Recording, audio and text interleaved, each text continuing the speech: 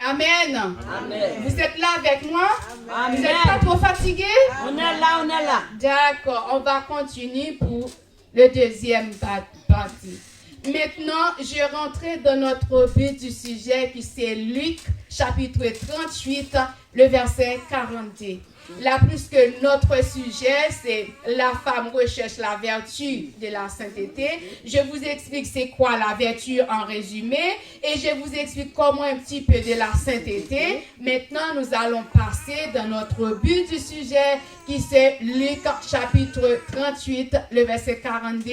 La sœur Elisabeth a déjà fait la lecture et puis nous continuons. Vous savez, dans ce passage que nous lisions, ce chapitre, c'est Luc. Vous savez, Luc est un docteur et c'était l'une des meilleures amies d'apôtre Paul aussi. Quand tout le monde est abandonné à apôtre Paul, et lui, il était là à son côté parce que Luc était très, très, très gentil. Est-ce que vous êtes gentils, mes soeurs? Amen. Amen, amen. Je vais voir si vous êtes gentils. Hein? Après, je vais faire un sondage. Hein? Voilà. Et l'histoire nous a expliqué, et ce passage nous a expliqué l'histoire de deux sœurs qui sont Marie et Marthe. A reçu Jésus dans sa maison, chacune a un caractère différent. Marthe est une femme matérialiste et Marie est une femme spirituelle selon la parole de Dieu. Et les femmes, où vous êtes dans ces deux passages-là? Est-ce que vous êtes Marie ou est-ce que vous êtes Marthe? Tout le monde a fait silence. Il ne veut pas tomber dans des pieds. Hein? Voilà. Marlène a dit, moi je suis une femme spirituelle. Gloire à Dieu. Que le nom du Seigneur soit béni. Amen. Et le village où Marthe a le reçu dans sa maison est de Béthanie, à 3 km à l'est de Jérusalem. Amen. Si vous regardez dans Jean 1er, le verset 11 nous a expliqué, c'est là, et Marie, Marthe, la sœur de Lazare, là où Jésus a fait un miracle pour ressusciter Lazare. Et Jésus, c'était dans tous ces villages-là que Jésus était. Et à Béthanie, et nous voyons qu'à Béthanie, que Jésus était demeuré à Béthanie au cours de 2 dernières semaines sur terre. Amen. Et je me rappelle un jour que j'étais allée en Israël, Papi Pierre me rappelait ça, quand on passe là sur le mont des Oliviers, un petit pont que vous descendez et vous descendez après, vous allez voir là où c'est dans cette zone-là que Marie était habitée et Jésus était allé chez Marie. Il nous a même à montrer à côté de ce lieu-là, là où Jésus, quand il a ressenti que la douleur était due, allait prier sur une pierre. À côté d'une pierre, voilà, il nous a expliqué tout ça et c'était beau, c'était agréable à voir. C'est dans ces cantons-là que Jésus était allé chez Marie et Marthe.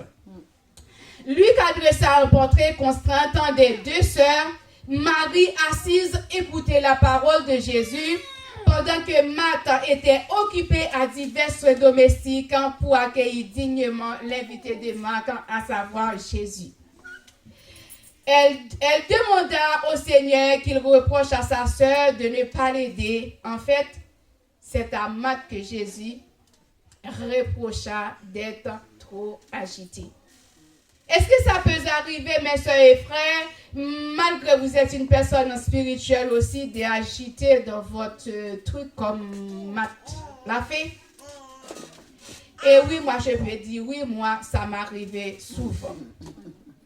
Et après que j'ai lu ces passages, j'ai commencé à faire un travail formidable chez moi parce qu'il faut rester au pied du maître. C'est ça le plus important, le plus essentiel pour quelles que soient les personnes, qui c'était femmes ou garçons, les enfants qui acceptaient Jésus. C'est notre primordial de rester au pied de Jésus. Et mes sœurs, chacun de nous avait ce caractère de Marthe. Nous aimons exercer l'hospitalité envers les gens qui viennent chez nous. Marie et Marthe, puisque Marthe sait qu'elle reçut Jésus qui est un être suprême, elle va tout faire bien, préparer à manger toute cette qualité de repas pour recevoir dignement le Seigneur Jésus et ses disciples. Et pourtant, mes sœurs, Jésus ne t'occupe pas de ce que Marie est en train de préparer. Jésus ne mange pas ce genre de trucs. Vous préparez du riz pour quel que soit. Non, c'est pas ça qui intéressait Jésus. Ce qui a intéressé Jésus, Il était venu juste pour un moment d'enseignement, mes soeurs. Jésus veut quelqu'un qui restait à ses pieds pour écouter vraiment ses paroles. Le point central de ce passage, ce n'est pas que les gens ne doivent pas s'occuper à des tâches domestiques, mais que la bonne attitude à avoir envers Jésus est de l'écouter et de l'obéir à sa parole. Amen. Si vous avez quelqu'un qui vient chez vous, c'est normal, mes soeurs, pour recevoir cette personne dans le nom.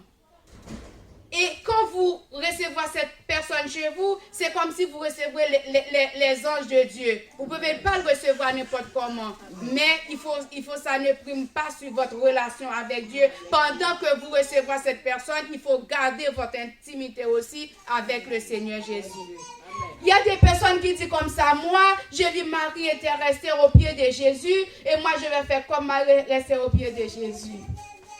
Ce n'est pas un problème pour rester au pied de Jésus.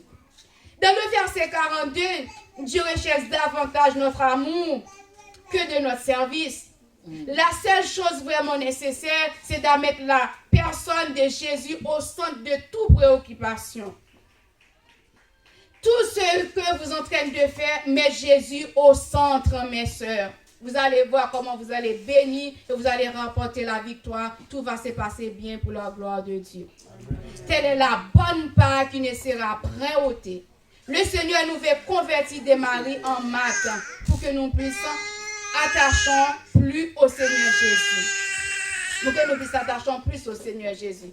Je n'ai pas de problème avec les personnes qui disent moi, je vais faire comme Marie l'a fait. Parce que Marie est une femme spirituelle.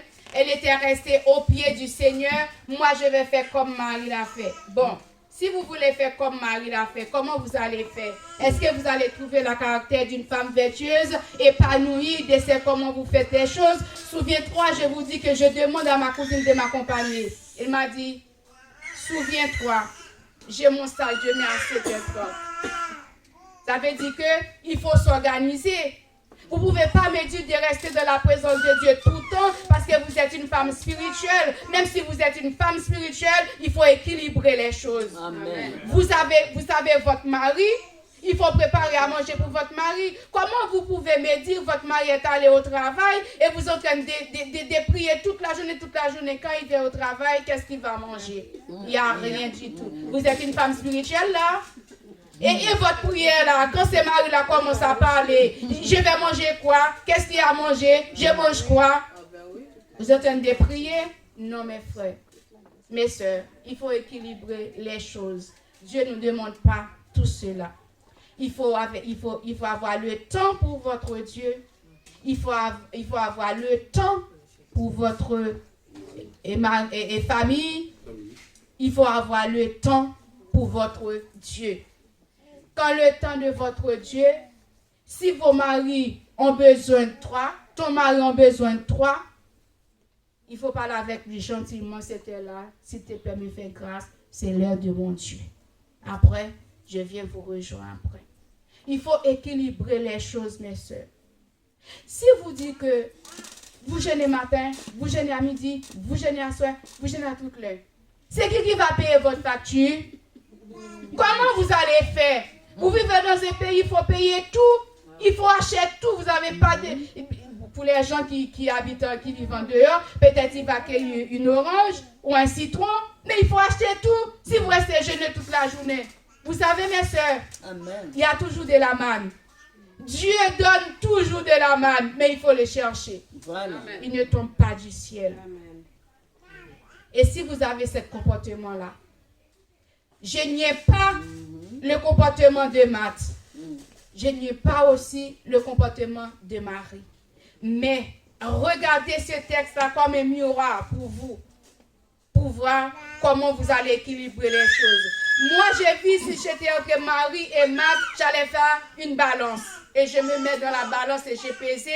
Je fais en sorte que ça ne tombe pas trop, Et je vais équilibrer les choses, mes soeurs. Amen. Jésus était venu juste un moment d'enseignement. Juste pour un moment d'enseignement. Pendant l'enseignement, Marie était assise au pied de Jésus. Mais à cette époque, La Bible n'a pas expliqué quand Jésus est parti qu'il faut Marie, qu'il faut Marthe. Il ne nous a pas expliqué. Je ne sais pas, peut-être dans la suite, il y a, comme je n'ai pas tout lu, la suite, peut-être dans la suite, dans l'autre page, parce qu'il y a des choses pour comprendre, il faut lire le passage avant, le chapitre avant, il faut lire le chapitre au milieu, le chapitre après pour comprendre. Mais je ne sais pas, peut-être, ils ont expliqué qu'est fait Marthe, qu'est fait Marie, après qu'il écoutait la parole de Dieu. Parce que Jésus était venu juste pour un moment d'enseignement, il n'était pas venu pour habiter chez Marie. Mais après, il m'a évacué dans son occupation. Et si vous dites, moi, je reste au pied de Jésus. Jésus vient enseigner, vous partez, vous restez là, lamenter. Bon, tu vas parfait, qu'est-ce que tu vas manger après? C'est qui va préparer à manger pour toi?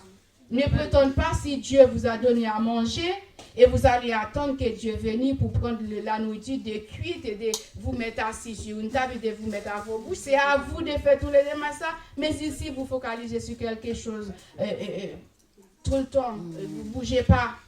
Ce n'est pas bien, mes soeurs. Je sais que je parle trop et vous êtes découragés avec moi. J'ai des visages qui sont découragés. Et voilà. Et vous êtes contentes, mes soeurs. Amen. Si vous êtes contentes, applaudissez le roi des rois, le Seigneur des seigneurs, pour faire entendre comment Dieu, notre Dieu, il est bon, il est vraiment fidèle. Alléluia. Merci, Seigneur. Mes soeurs, que Dieu puisse nous faire grâce en de choisir la bonne part. La bonne part, c'est de rester dans la présence de Dieu. Quand il y a le temps de Dieu, il ne faut pas laisser imprimer. Je ne dis pas non pour une personne. Nous vivons dans un pays qui nous demande de travailler même le dimanche. Dieu comprend ça parce qu'il sait qu'il faut vivre. Si vous allez au travail le dimanche, ça sent un autre cas. Mais si vous n'allez pas au travail, venez dans la présence de Dieu. Même si vous ne restez pas dans les activités, mais il faut venir dans la présence de Dieu. Après une semaine de fatigue que vous passez, et quand vous venez dans la présence de Dieu, laisse-moi vous dire, il n'y a personne qui rentre dans la présence de Dieu pour sortir sans rien prendre. Parce que quand la parole tombe, c'est une semence qui vous fait, vous allez reconforter. Si vous êtes abattu, découragé, déboussolé, et cette parole que vous trouvez, vous allez retrouver la force pour passer une journée.